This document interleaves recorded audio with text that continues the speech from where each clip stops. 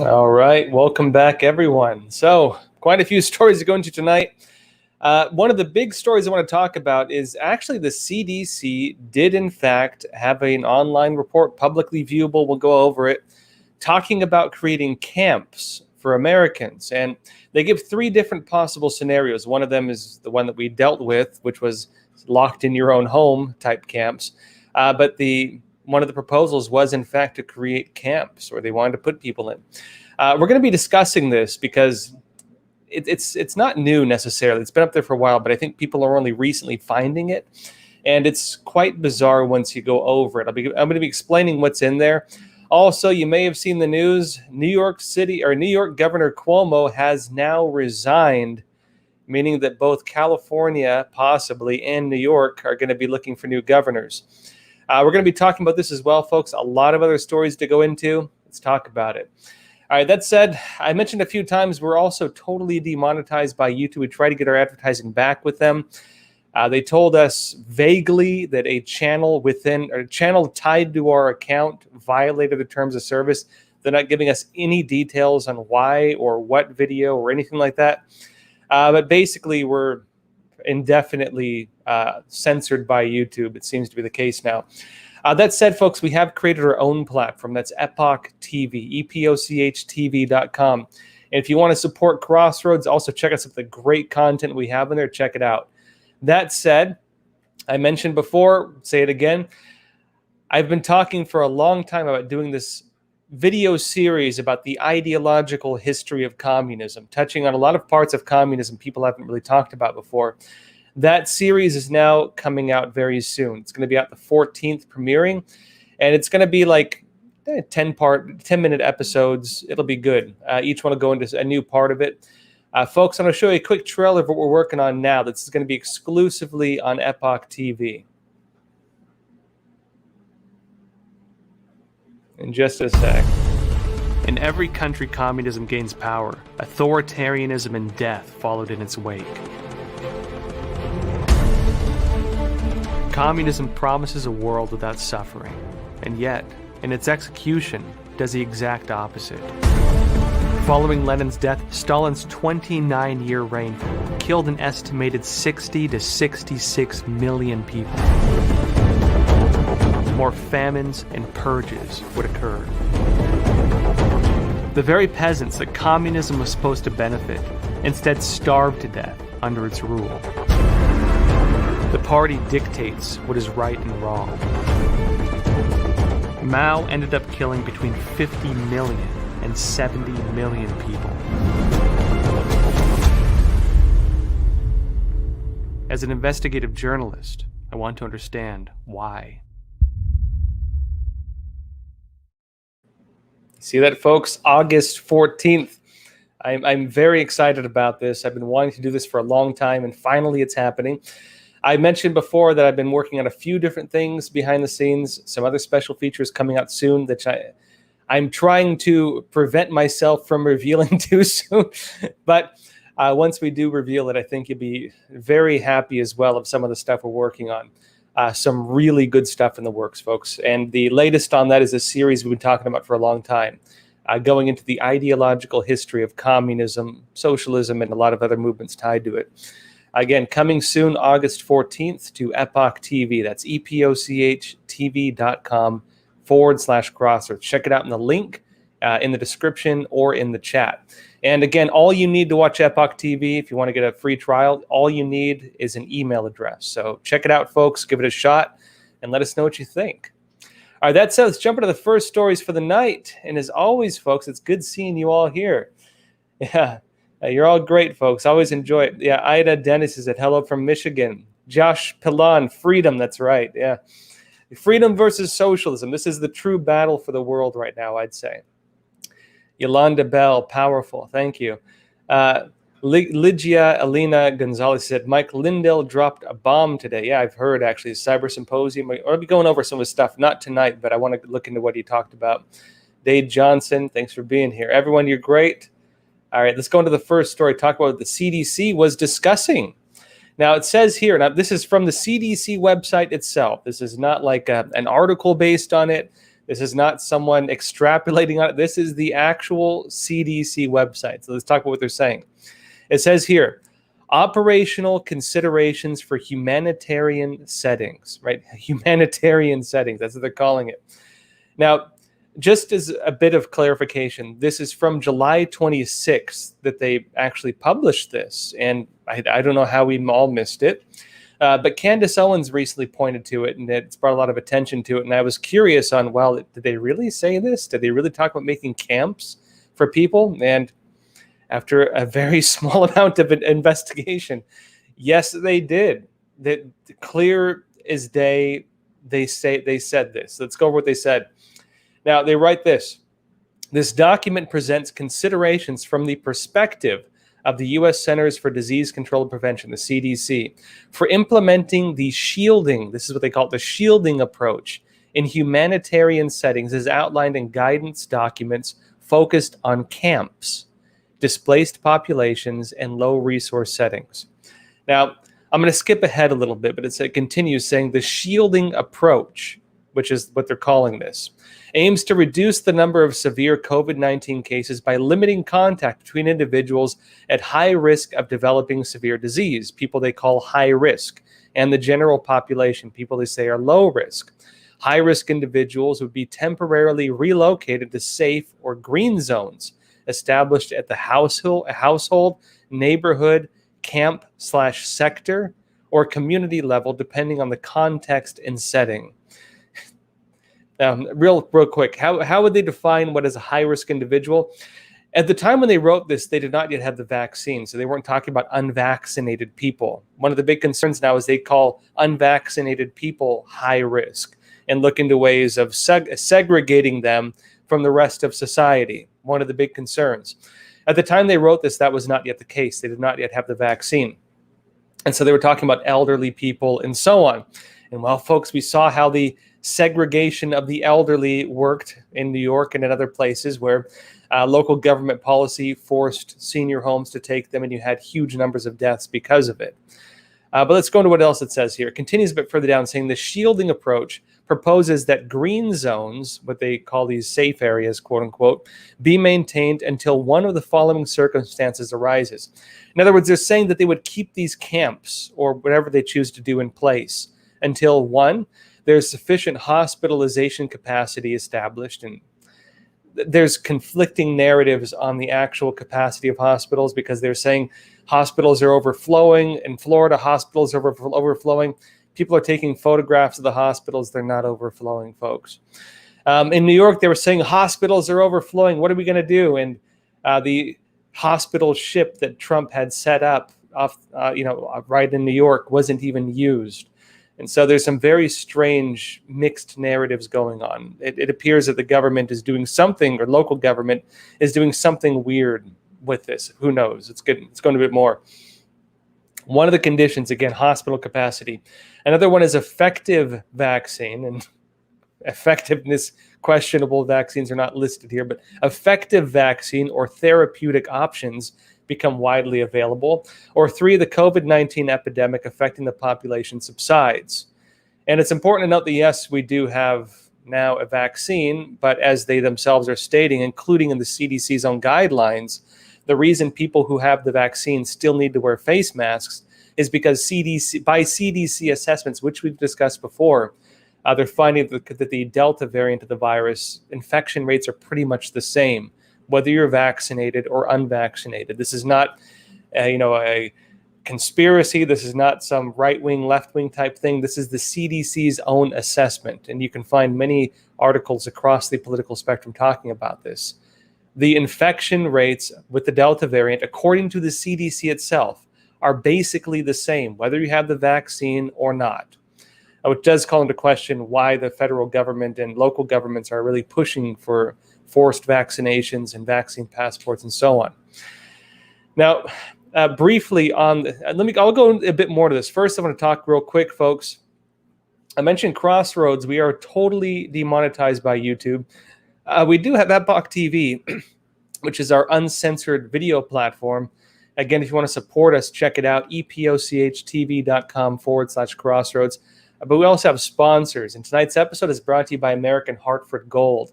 And big thanks out to them for sponsoring tonight's episode. And folks, with the turbulence in the economy, multi-trillion dollars in spending, proposed $3.5 trillion spending bill, and probably more to come. Not to mention China waging currency war on the United States, not to mention inflation already taking place, even with food and things. Well, you might consider investing in an asset that tends to be stable and also tends to be on the incline. That's gold and silver. American Hartford Gold is one of the highest rated firms in the country with an A+ rating from the Better Business Bureau. They can have your gold and silver delivered right to your doorstep or into your IRA. To learn more, please check out the link we have in the description below, where American Hartford Gold is providing a free 25-page information guide. And even if you just want to learn more about investing in gold or silver, check it out. It's free. It's in the description. If you call them now as well, you can get up to $1,500 of free silver on all qualifying first orders. The number for that is 877-260-2764. You can also text Joshua to 65532. Big thanks out to American Hartford Gold again for sponsoring tonight's episode. All right, folks, I'm going to go into a few more issues with this CDC thing. And again, as always, we're on the halfway point of the show. We're going to go into questions. So if you do have questions, leave them in the chat. But I want to talk real quick about, just wrapping up the CDC thing, how they define the different levels of quarantine, because they actually talk about 3 different levels. Now, the first level is household level. They call it the H8, household level, HH. It says that is a specific room/area designated for high-risk individuals who are physically isolated from other HH members. And we can call this whole CDC idea of quarantining people of camps far-fetched, but folks, they did this. The household level quarantine was the main method they used for lockdowns. The household level quarantine, level 1 quarantine, was the method they used and are still using for lockdowns. And if you travel and they have quarantine procedures in place and you have to stay in your home for 2 weeks or whatever it is, depending where you're at, this is still the standard they're using. And so while it may seem far-fetched, the CDC wants to put us in camps if there's something going on, folks, they're already implementing stage 1 of this. Stage 1 has already been implemented, and frankly, people were pretty compliant with it. Now, stage 2 of this is neighborhood level quarantine. They defined it as this: a designated shelter/group of shelters, max of 5 to 10 households, within a small camper area where high-risk members are grouped together. Neighbors swap households to accommodate high-risk individuals. Now, you haven't really seen this too much in the United States. There are some exceptions to that. But in China, this was one of the main ways they were quarantining people. Well, there's more to it. Neighborhood level quarantines. They were putting, for example, locks on gates to community projects and so on, where entire apartment buildings, people were locked in them and things like this. This is being practiced as we speak in China. Also, you may have seen reports about, illegal aliens coming into the United States who have the virus, who are infected with COVID-19, and are being moved by the Border Patrol or by local government by federal government policy, are being moved to facilities such as holding facilities, such as hotels, as we've seen in some reports coming out of Texas. In other words, this level 2 procedure is in place. It's being practiced heavily in China and in some other countries, but it's already in place in the United States for illegal alien populations, meaning we already have level 1 and level 2 of the procedures the CDC describes. Level 3 is the big one. Level 3 is the one a lot of people are concerned about. Level 3 is this. It says camp/sector level. And this is defined as a group of shelters such as schools, community buildings, within a camp/sector, a maximum of 50 high-risk individuals per single green zone, where high-risk individuals are physically isolated together. Now, in the U.S., we have not yet seen camps. We have not yet seen schools or, big buildings repurposed to take people who are considered at-risk populations and forcefully put into them, whether they like it or not, again. In China, again, this is a common practice, though. They had these different quarantine facilities where they had large numbers of people. There were issues where they weren't really providing food to them or basic things like bathrooms and running water. I mean, pretty crazy stuff in China. In other words, this is part of the same basic set of standards that have been presented to the world as the model for replication by governments around the world. The masks, the face masks, the quarantines, the lockdowns, the economic shutdowns, all of this was the Chinese Communist Party's model for dealing with this virus. Now, the CCP also had all three of these types of quarantine in place. The only one of the three that was widely implemented by other countries outside of China was the household level quarantine. But again, we already have in some ways the neighborhood level quarantine. Will they put into place camp level quarantine? Maybe. It is the model the CCP presented. And again, the validity of that model, including the mask mandates, including the health codes on your smartphone, vaccine passports, including the lockdowns, all of that is a China model. All of that was presented to the world through the World Health Organization and through dishonest media outlets that were basically working as mouthpieces of the Chinese Communist Party, and by local officials taking money from them. Peter Daszak, for example, listed in the GOP report, is one of the main people who was tied to people who had direct ties to China, pushing these narratives. Dr. Fauci had ties to some of this stuff as well. Zuckerberg had ties. So it's complicated, folks. In other words, get ready and see how these narratives shift. We'll have to see whether they do anything with this. But as we see them moving forward with vaccine passports, including in New York City, where the restaurants, indoor dining, gyms, and entertainment facilities are already putting this in place very soon. In France, where if you're eating it at a restaurant outdoors, they have police going around and checking for your vaccine passport, right? Going and monitoring citizens, saying, show your papers, citizen. Where are your papers? Where are your freedom papers? This is already being practiced. In New York, they're saying it's already going to be expanding, meaning, well, who knows what they're going to do beyond this. But if they make it so that, as an example, where you have to buy food, maybe you need to have a vaccine passport to go into a store to buy food, or what other options are you going to have to not create a humanitarian crisis other than doing camps and things like this, where the government needs to hold people down if they don't want to get vaccinated or something like that. This is one of the concerns. We'll see whether it moves forward, but this is one of the big concerns right now. And already we see them moving into untreaded territory, moving into territory where we do not yet know the answers of where things are heading, namely vaccine passports being put into place. And we don't know how broad it's going to be. We don't know what facilities are going to be included in it once the smoke clears, but they're just now implementing this, and we'll have to see how it goes. Now, that said, I guess who was talking about this as well? Depending on how you regard it, your former president or otherwise, Donald Trump. And he said this. He said, COVID positive illegals make Biden COVID restrictions pointless. He said, what a rigged and corrupt presidential election gets you. Now, National File reported this. It says this. President Trump has issued a statement regarding COVID-19 spread on the southern border. NBC recently reported on a presidential briefing document that revealed nearly 20% of migrant children are testing positive for COVID-19 after crossing the border. 20%, folks. And this is hundreds of thousands of people. Hundreds of thousands of people. 20% being put in different parts of the United States, trafficked to different parts of the United States, including by the government itself, bussed and flown into communities. 20% have the virus, at least among the youth. Now, it says this.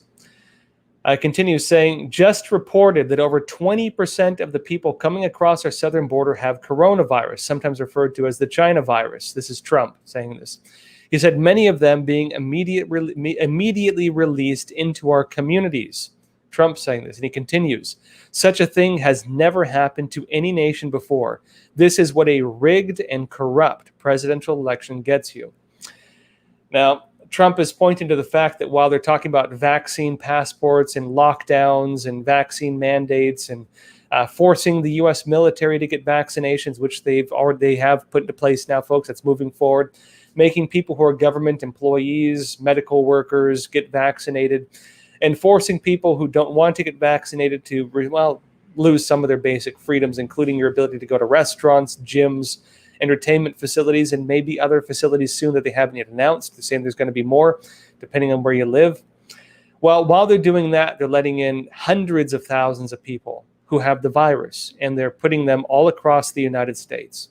They're moving them to communities all across the United States, sometimes immediately released, sometimes just not even caught at all and just trafficked by human traffickers into the United States.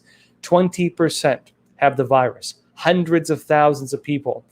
And this is Delta variant, this is Lambda variant. These are the variants they've been warning about, and the variants that they're saying are going to be the real issue with all of this. That, again, why they're saying we have this new crisis. Do they really care about it as much as they claim? If they really care about it as much as they claim, why are they allowing this to happen? One of the big questions to ask. And again, Trump is saying this is what a rigged and corrupt presidential election gets you. Now, speaking of corrupt government, New York is pretty familiar with such things, it seems. And the latest chapter of this is that New York Governor Cuomo has now resigned. Folks, this is the third governor we've had having some kind of major scandal in a row now. And it says here, New York Governor Andrew Cuomo announces resignation over harassment allegations. It says, New York Governor Andrew Cuomo, a Democrat, announced today, he will resign effective in 14 days after allegations of sexual harassment that were detailed in a state attorney general's report last week. Cuomo's resignation came as the New York Assembly started deliberations Monday on an impeachment inquiry into his conduct as top Democrat officials, including President Joe Biden, called on him to resign. And Cuomo said in a televised speech, the best way I can help now is if I step aside and let government get back to government. Now, in other words, he was going to be investigated and probably impeached. And maybe he weighed his cards and said, well, I'm just going to step down now before that happens. In my opinion, Cuomo should also be investigated for, his great scandal of killing probably well over 1,000 elderly people in New York through his nursery home scandal, where he forced nursery homes and old elderly homes to take people who had the virus, despite this being recognized and documented as being recognized, some of the most vulnerable populations in the world when it comes to being susceptible to the virus. Forced them to take in these elderly people. Many of them died. That was bad government policy that caused that. Well over maybe 1,000 people killed by this bad government policy. Cuomo was at the center of this. He even tried covering it up. And again, the sexual harassment allegations started coming up amidst that scandal, which took attention away from it. You had other officials across the United States that did the same thing who were never investigated. You had other governors across the United States who did the exact same thing Cuomo did and were also never investigated. Now, we could argue this is government policy, right? Government policy, well, he has the authority to put policies in place. Who is to say he can't force, real quick. Rich Adonis, he said, can I have his Emmy? Yeah, he got an Emmy. Oh, man. So anyways, it's going to... All right. You can argue, of course, that as a governor, he had the authority to force nursing homes possibly to take in people who had the virus. It was bad government policy that killed people. Bad government policy that got innocent people killed because they forced them to take these people in who were infected with the virus into areas of people who were susceptible to the virus.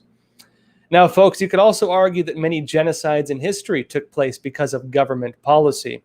We could argue that Holodomor, that these famines under the Soviet Union, that the Great Leap Forward of Mao Zedong in China, which killed tens of millions of people across these different genocides, were also government policy. We could argue that the Holocaust was government policy. To what extent do we recognize government policies being legitimate and government policy being mass murder? Well, unfortunately, that's not going to be investigated in New York in terms of how broad this was, but we do know he tried covering it up.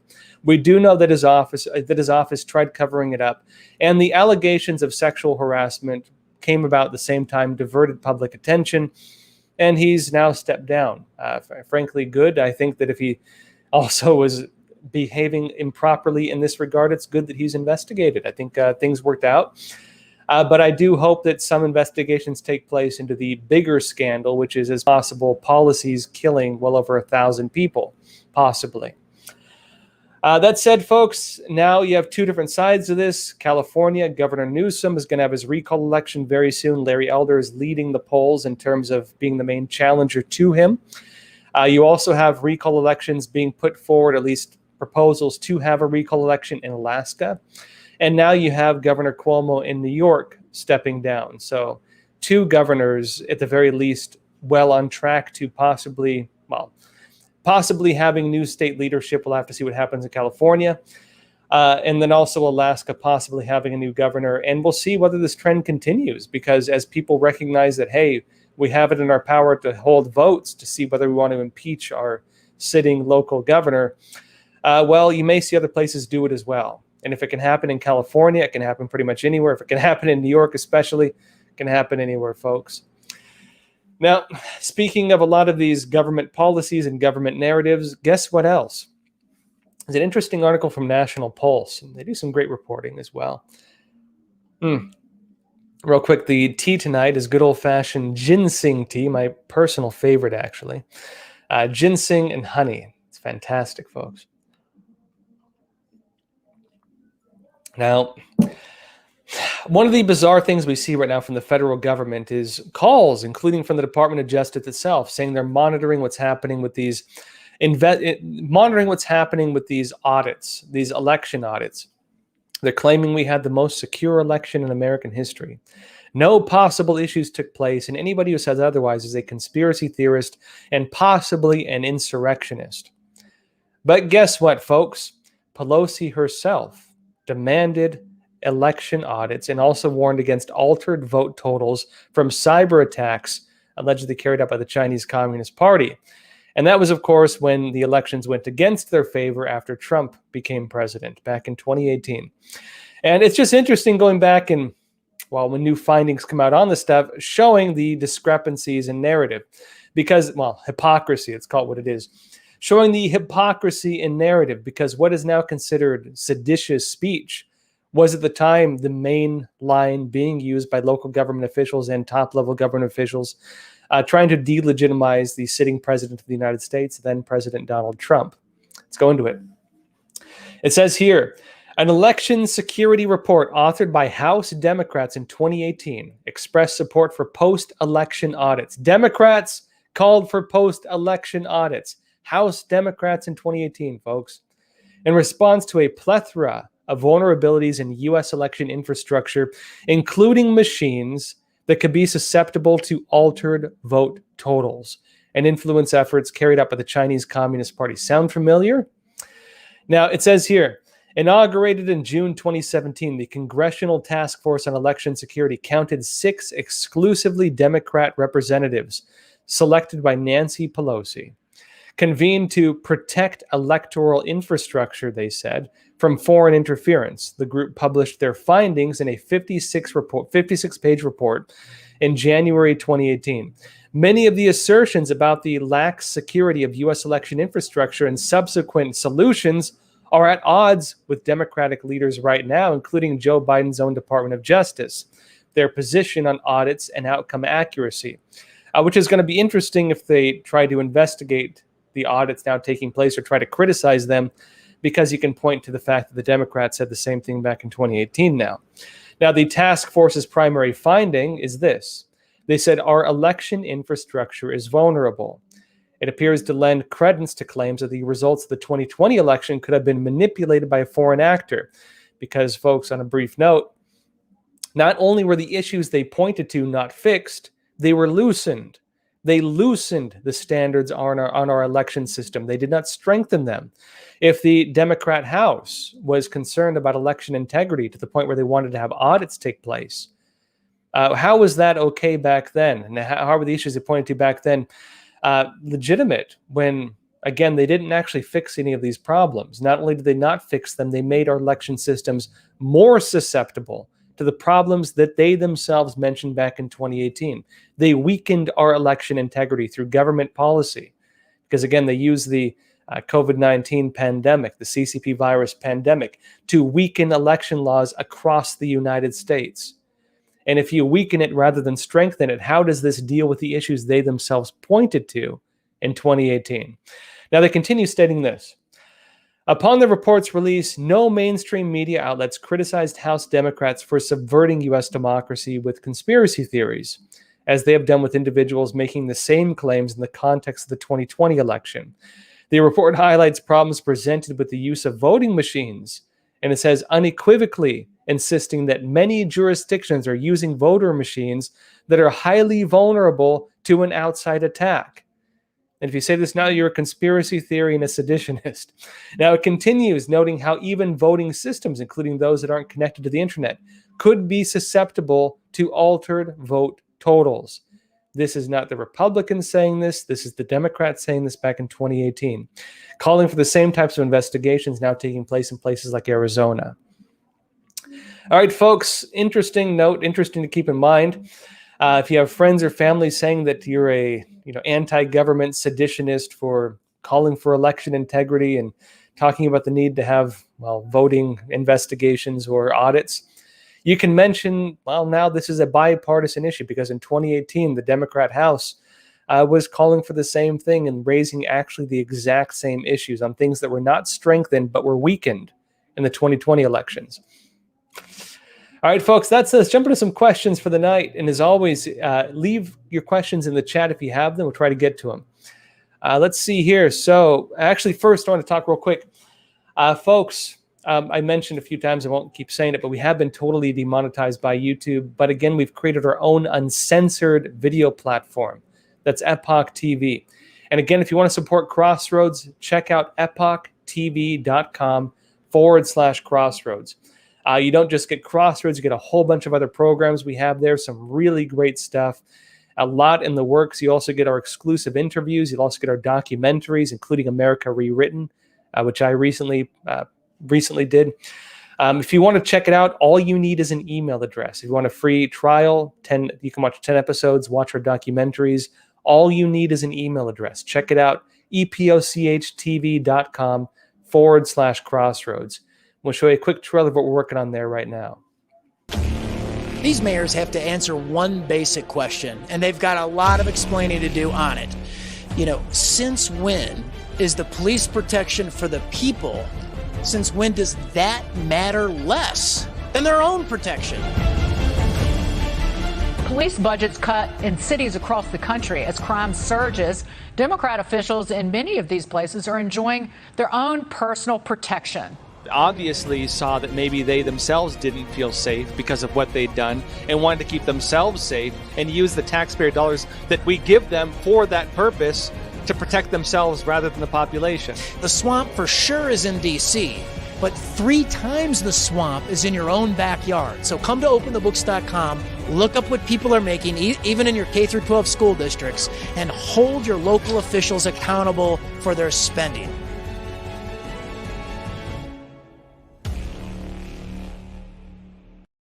All right. Again, folks, check it out, epochtv.com/Crossroads. You can find the link to that in the description and in the chat. If you want to support Crossroads, that's a great way to do so. All right, that says jump into the questions for the night. First is from AJV. He said, "Hi, Josh. We are expecting our 3rd baby this year. Congratulations. And I'm not vaccinated yet. Scared of taking it. Reminds me of thalidomide. I don't know what that is. I'm sorry."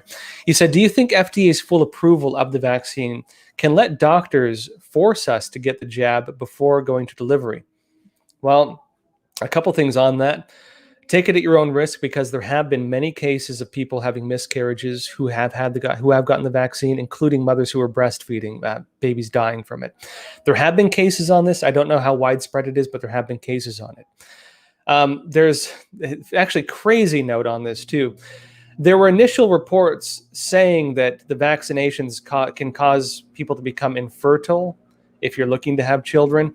Snopes actually claimed that it was false, but if you read the technical details of the Snopes claim, it was a play on words they used, because technically the actual reports on the vaccines about potentially causing people to become infertile, said that it may cause infertility, may cause. In other words, not a definite yes or no. And so because it was may and not will, Snopes said reports saying will were false. And so take it at your own risk, folks. You have had issues again, where women have been pregnant and have had miscarriages. There have been a lot of reports on this. Again, I don't know how widespread it is.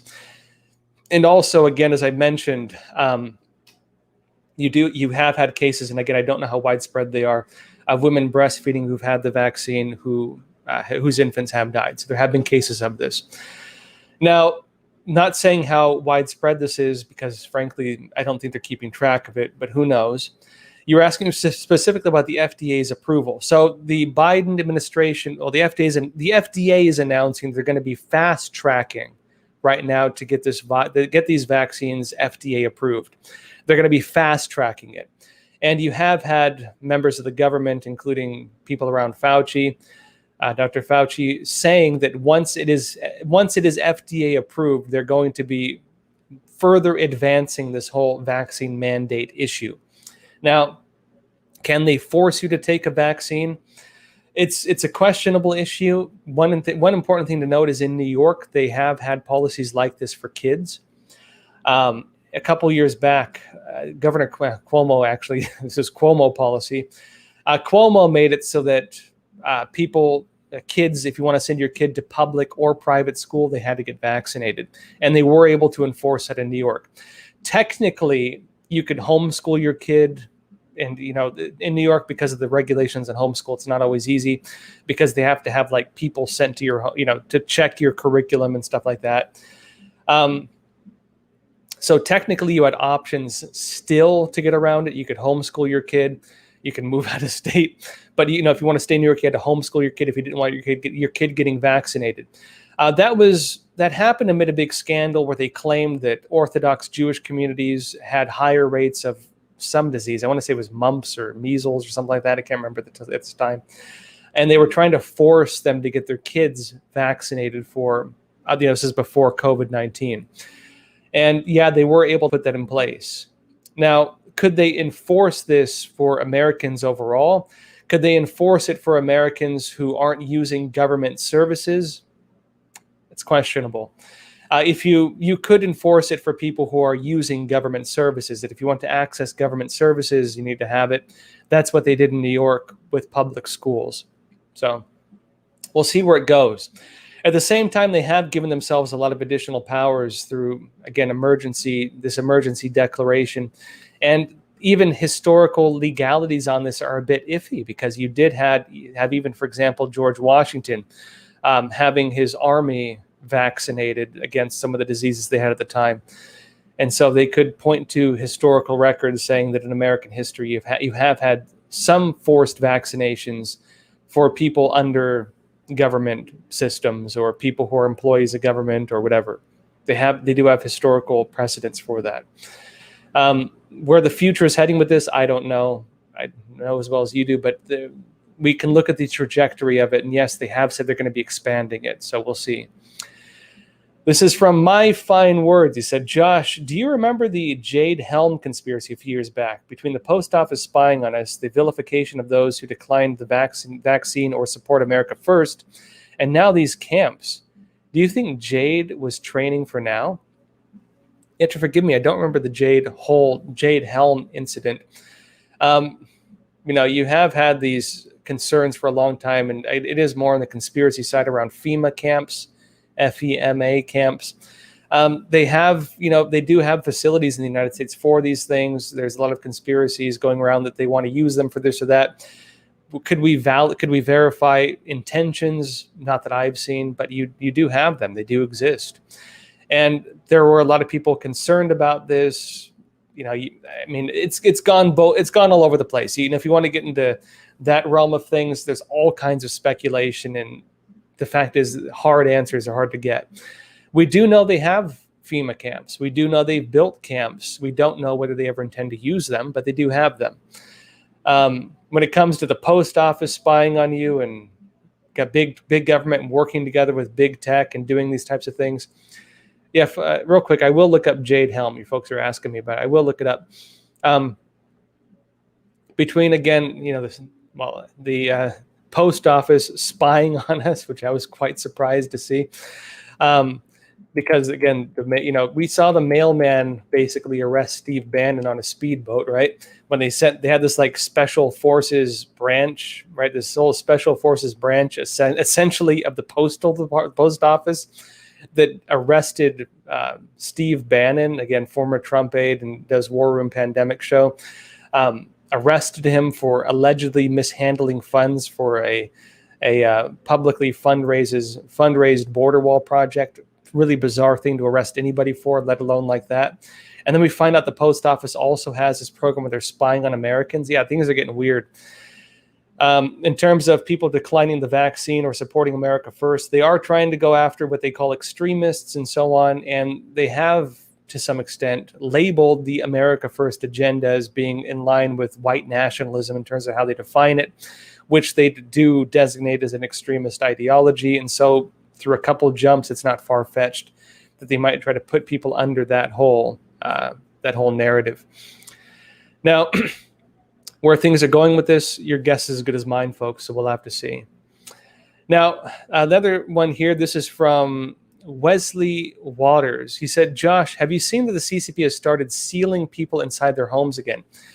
Yes, I have. And so one of the policies the Chinese Communist Party has with dealing with the virus, and they're locking down communities, they're locking down cities, they're doing a lot of stuff right now around this. They're bringing a lot of these policies back. They're restricting travel. They recently made it so that they're no longer giving people passports, so people can't even leave the country. They begin bringing out these levels of restrictions in China yet again, even stricter than last year in some regards. One thing they're doing is if anyone in your household allegedly has the virus, they'll sometimes send police to your house and they'll put a big metal bar in front of your door so you cannot open your door and leave your house. You have had cases of people dying in their homes because they couldn't get out and get food and things like this. You've had people try to escape their homes and die falling from buildings. You've had handicapped people whose caretakers died and weren't able to care for themselves. You have had issues like this. Where things are heading with it, we'll have to see. One of the things the Chinese Communist Party does is it has government level punishment if local officials don't deal with it well. Basically, they give local government officials incentive to over-regulate, to do things overly harsh, because they need to put on basically a big charade and showing the higher up level of the Chinese Communist Party, look how hard I tried, look how much I did to support the communist agenda. And so they have it within their government interest to over-regulate, to overreact, and to also cover up cases and cover up things like this when they do come out.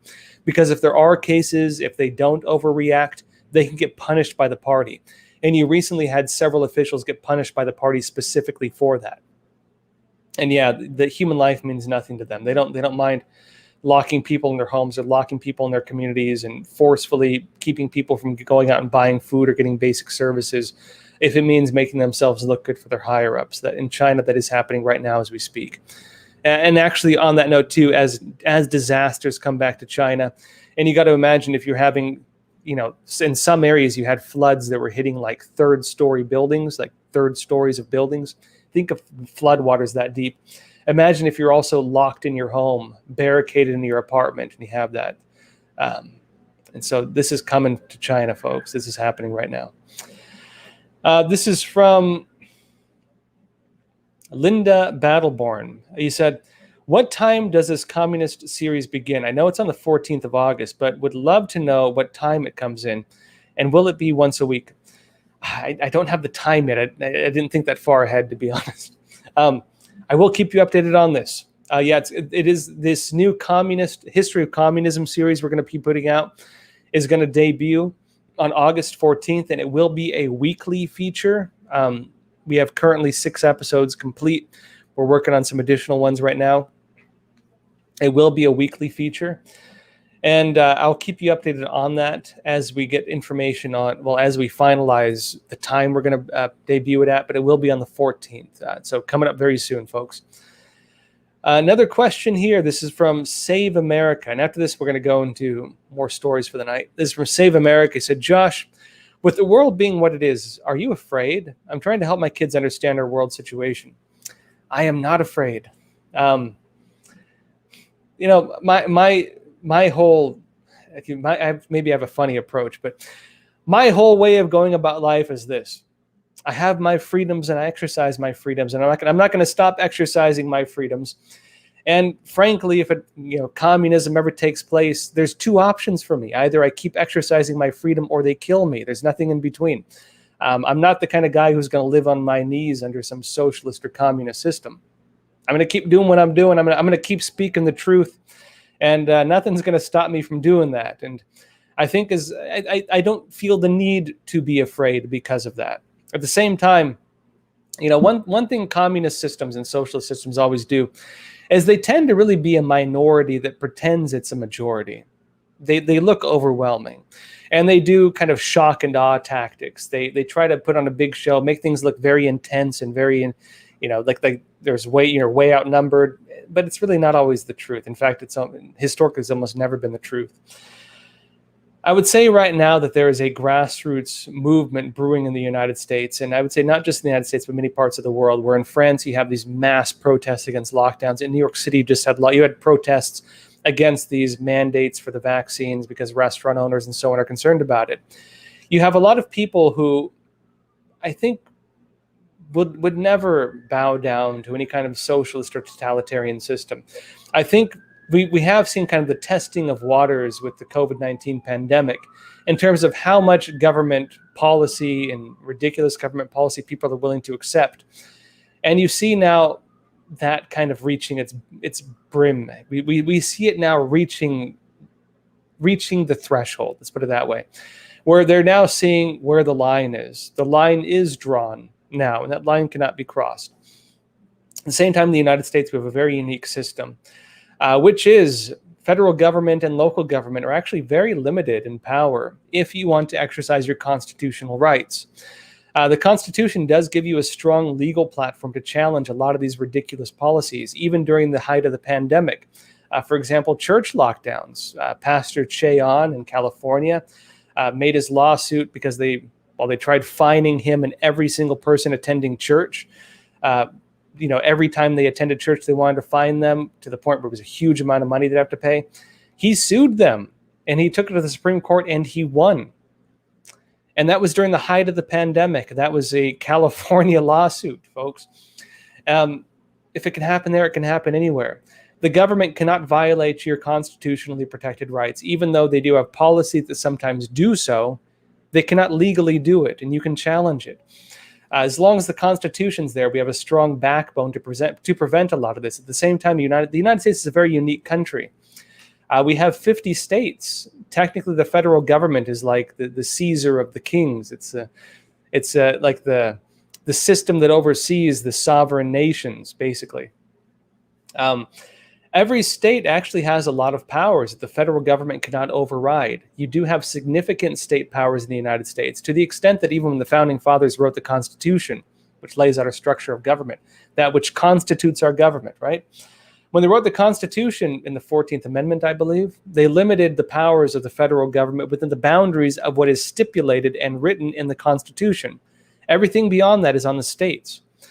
And states simply just have not exercised the full rights that they have. They have a lot of rights. They have a lot of powers that they don't exercise.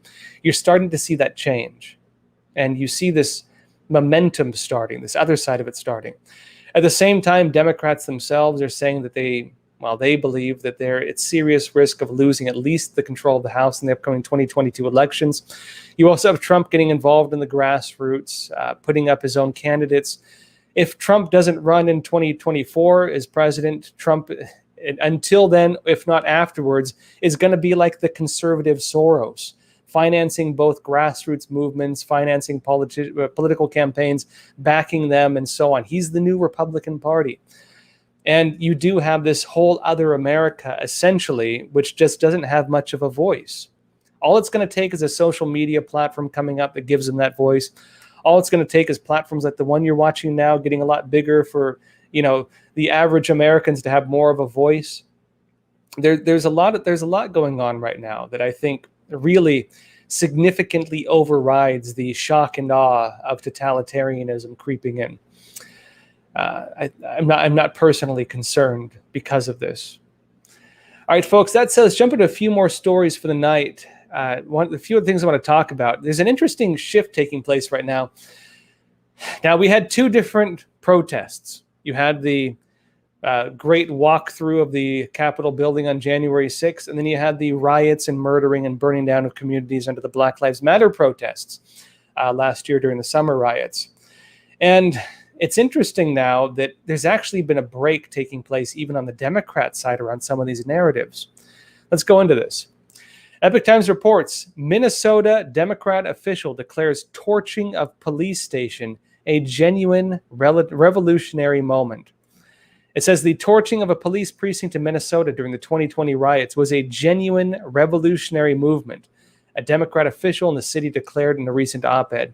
And this is what the op-ed said. It says, like it or not, setting the 3rd precinct on fire was a genuine revolutionary movement, an act of pure righteousness to open new worlds of understanding. The people declared themselves ungovernable and unilaterally took their power back. The largest international human rights movement in modern history had begun. The youth of Minneapolis carried all of this. And that was Dennis Hogan, chair of the Minneapolis Democratic Farmer Labor Party, who wrote this in an op-ed published in Southside Pride. Now, important on this is not just Republicans condemned this. Democrats also condemned this statement. Democrats also condemned this statement from, again, Devin Hogan. What does this mean? Really, political lines are no longer what they used to be in the United States. The Democrat Party right now is no longer the Clinton-era party. This is the progressives, the AOC type movements, the Squad, the Democratic Socialists of America, the Bernie side of things. They are now the dominating voice in terms of direction and policy because they control the grassroots of the Democratic Party. You technically had 3 power centers within the Democrats. I don't know if we discussed this before. You can look to, what was it? Donna Brazile had her book, and she ended up, there were reports on it initially. Donna Brazile had a book coming out. It was soon after Trump was elected president, and I think they removed it in the final version, but the initial press copies had it, and there were a lot of reports on it, where she said that the Clinton family had bought control of the Democrat Party. And she talks about this in her book, it was later censored. But if you want to look that up, look up Donna Brazile, Clinton bought Democrat Party, you probably find articles on it. That was one side of it. The kind of, I would say, old school Democrats, the kind of Democrat power base, the Clinton types. That's one side of it. The other part is the Soros types. A great book on this is The Shadow Party by David Horowitz, which I frequently mention. Great book if you want to learn about Soros and what he does and how he operates. He also gained control over a significant portion of the Democrat Party because he finances political campaigns, not just for top-level leadership, but even local-level leadership. And he also finances a lot of the grassroots of the Democrat Party. That's level 2, so 2 different power structures within it. The third one is actually the grassroots fully. Soros is tied to this in some regards, but not fully as well. This is where you get into Freedom Road Socialists, Democratic Socialists of America, these types of groups, the far left, sometimes actual revolutionary communists, sometimes self-avowed movements that represent the really extreme voices. These folks control the unions. These folks control the grassroots. These folks are the ones who work as the whole loud voice that squeaky wheel gets the oil type thing.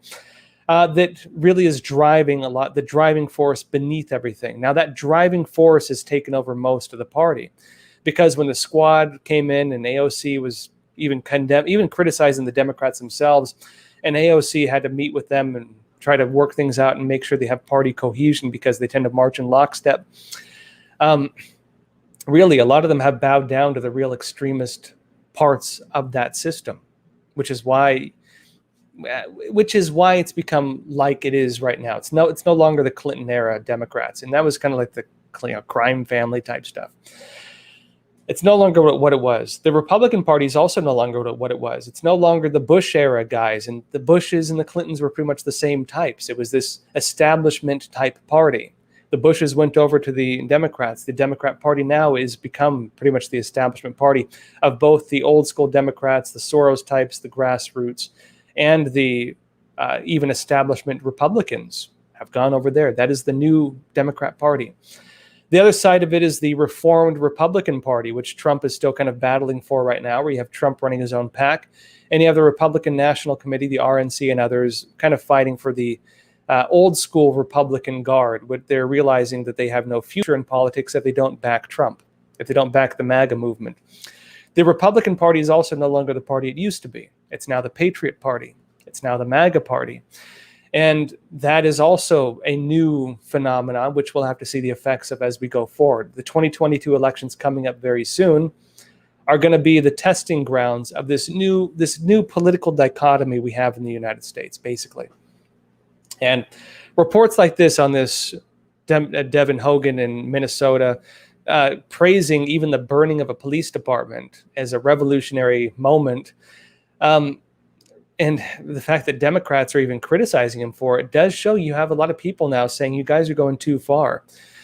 You know, if you try to cater to the most extreme voices, if you always have to cater to the most wacky, out of their mind crazies, frankly, because you're afraid they're going to be canceled or attacked if you don't do that, what's going to happen is you're going to be pushing further and further and further to the extreme, because the most extreme voices are the most underprivileged or least represented, whatever they want to call it. Those extreme voices become essentially the main voice when you do that, because questioning that extremism is not allowed. Now we see them questioning it because the bar is being pushed too dang far for people to get behind. Even a lot of the old school moderates, classical liberals now are technically libertarians.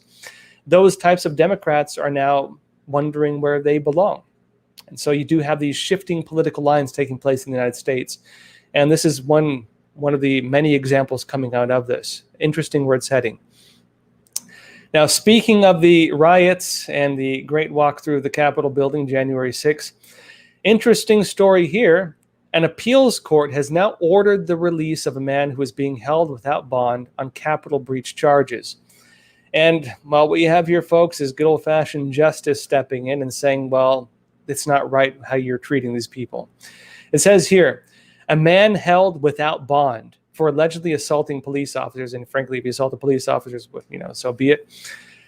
For allegedly assaulting police officers outside the U.S. Capitol on January 6th, he was ordered released on Monday by an appeals court, and this is U.S. District Judge Thomas Hogan, a Reagan nominee, in May, denied a request for release on bond pending trial for George Tanios and Julian Cater, both accused of working together spraying chemicals at officers' faces outside the Capitol. Hogan claimed there was no way to ensure the safety of the community. This was a Reagan nominee, in other words, old school Republican. He said that if Hogan was released, that there was no way to ensure the safety of the community if either man was released. But an appeals court, and this is where things have changed, and the new decision said Hogan clearly erred in blocking the release of Tanios, meaning that they're saying this Reagan appointee was wrong in blocking the release of this individual held without bail, and wrote this.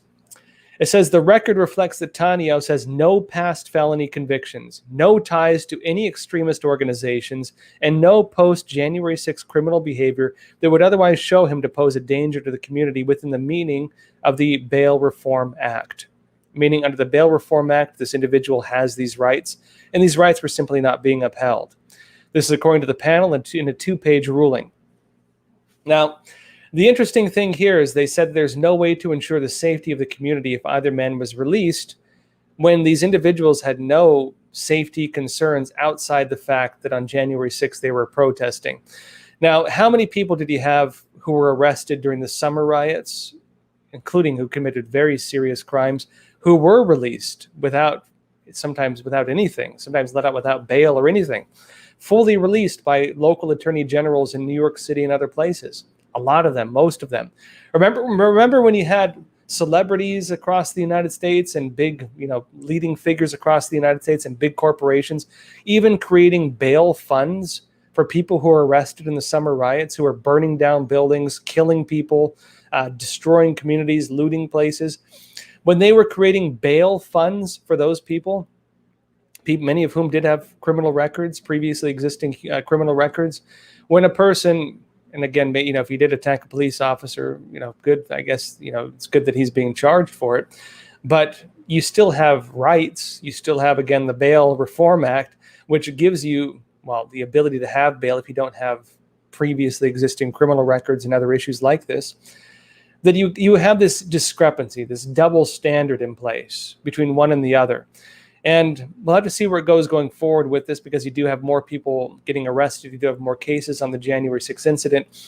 But a lot of the charges they are rolling out are really a slap on the wrist charges.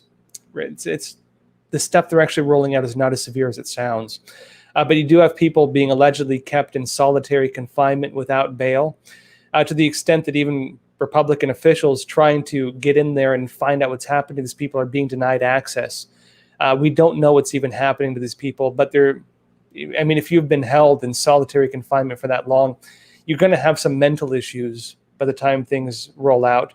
And if they're offering people plea deals, for example, who have developed severe trauma from the type of treatment they're going under, the risk of this being politicized to have them testify against maybe Trump himself or otherwise is pretty high. And this does raise some questions over where they're heading with this.